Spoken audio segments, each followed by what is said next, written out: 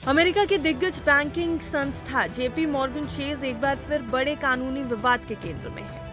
मामला जुड़ा है 6 जनवरी 2021 को हुए यूनाइटेड स्टेट्स कैपिटल अटैक के बाद राष्ट्रपति डोनाल्ड ट्रंप और उनकी कंपनियों के बैंक खातों को बंद किए जाने से।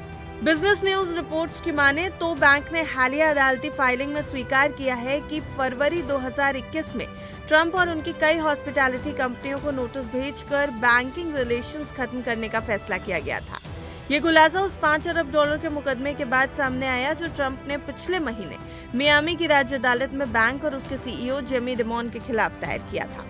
जेपी मॉर्गन के ग्लोबल बैंकिंग डिवीजन के चीफ एडमिनिस्ट्रेटिव ऑफिसर डैन बिल्केनिंग ने अदालत में डॉक्यूमेंट्स जो दायर किए हैं उसमें यह साफ किया है कि 19 फरवरी 2021 को औपचारिक पत्र जारी किए गए थे। एक लेटर ट्रंप कॉर्पोरेशन के अधिकारी जेफरी मैककोनी को भेजा गया जिसमें साफ लिखा था कि बैंक ट्रंप कॉर्पोरेशन और उससे जुड़ी यूनिट्स के साथ अपने रिलेशंस खत्म कर रहा है। दूसरे लेटर में सीधे ट्रंप को यह सूचित किया गया कि बैंक ये तय कर सकता है कि रिलेशंस बनाए रखना अब क्लाइंट के हित में नहीं है, इसलिए मौजूदा रिलेशंस खत्म करना जरूरी है। फाइलिंग के मुताबिक ट्रंप और उनकी कंपनियों को 19 अप्रैल 2021 तक का समय दिया गया था जिससे वो सैकड़ों मिलियन डॉलर दूसरे वित्तीय संस्थानों यानी फाइनेंशियल इंस्टीट्यूशंस में ट्रांसफर कर सके। बैंक का कहना है कि उसने अपने स्टैंडर्ड अकाउंट एग्रीमेंट्स के तहत इस पूरे प्रोसेस का पालन किया और बैलेंस ट्रांसफर में सहयोग किया। हालांकि ट्रंप के वकीलों का दावा है कि बाद में बैंक ऑफ अमेरिका ने भी बड़े डिपॉजिट स्वीकार करने से इनकार कर दिया जिससे उन्हें वित्तीय दिक्कतों का सामना करना पड़ा था। बैंक के लेटर्स में अकाउंट को बंद करने के साफ कारण नहीं दिए गए, लेकिन ट्रंप की कानूनी टीम का आरोप है कि ये राजनीतिक भेदभाव का मामला है और उन्हें एक तरह से ब्लैकलिस्ट कर दिया गया। उनका कहना है कि ट्रंप दशकों से जेपी मॉर्गन के कस्टमर थे और बैंक के जरिए सैकड़ों मिलियन डॉलर का लेन देन होते रहे हैं।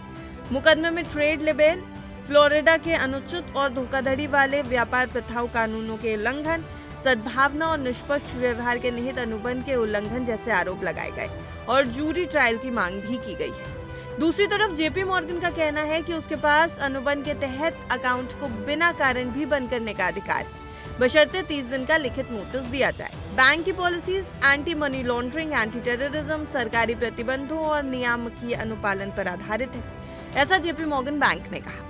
अब कंपनी ने बयान में ये भी कहा कि वो राजनीतिक और धार्मिक कारणों से अकाउंट्स बंद नहीं करती, बल्कि केवल कानूनी या रेगुलेटरी रिस्क के आधार पर फैसले लेती है। बैंक ने मुकदमे को बिना मेरिट करार देते हुए ये कहा कि अदालत ही इस विवाद का सही मंच है और वहीं पर इसे सॉल्व किया जाना चाहिए। अब दिलचस्प बात यह है कि ट्रंप ऑर्गेनाइजेशन ने 2025 में कैपिटल वन पर भी मुकदमा दायर किया था, आरोप लगाते हुए कि 2021 में उसके 300 से ज्यादा खाते अनुचित रूप से बंद किए गए। कैपिटल वन ने भी राजनीतिक कारणों से खाता बंद किए जाने से इनकार कर दिया था।